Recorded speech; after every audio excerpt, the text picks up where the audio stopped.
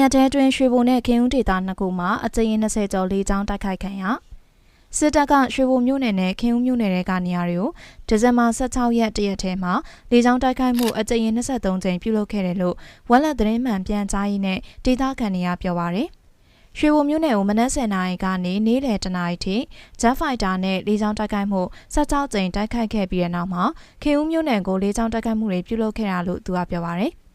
အတီးကျရထားတာတော့ရွှေဘုံမြို့နယ်ရွာသစ်ကုန်းမြောက်ပိုင်းရေကျော်မှတ်တိုင်အမှတ်3လမ်းမအပေါ်တရဝတက်လာတဲ့ဂျက်ဖိုက်တာတစ်စီးကမနက်7:00နာရီကျော်အားစလို့တိုက်ခိုက်ခဲ့တာပြည်သူတူထိသွားတယ်လို့ဒီအချိန်နေသိရှိသူတို့ကပြောပါတယ်။နောက်ထပ်ရွှေဘုံဒေသခံတို့ကလည်း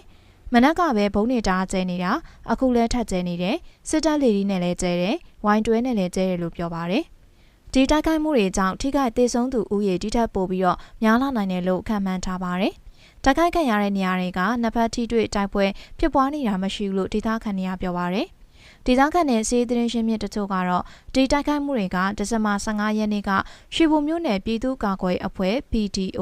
တိုင်းနယ်9ပါကဖဖွဲ့ကရွှေဘုံမြို့ပေါ်မှာစစ်ကော်မရှင်ရဲ့ရွေးကောက်ပွဲစန့်ကျင်ကြဖို့ဗန်တိုင်းချိတ်ဆွဲမှုတွေလက်ကမ်းစဆောင်မျှဝေတာရွေးကောက်ပွဲစန့်ကျင်ရေးကြပြရွတ်ဖတ်ပြီးနှိုးဆော်မှုတွေကြောင့်လည်းဖြစ်နိုင်တယ်လို့ယူဆနေကြပါတယ်။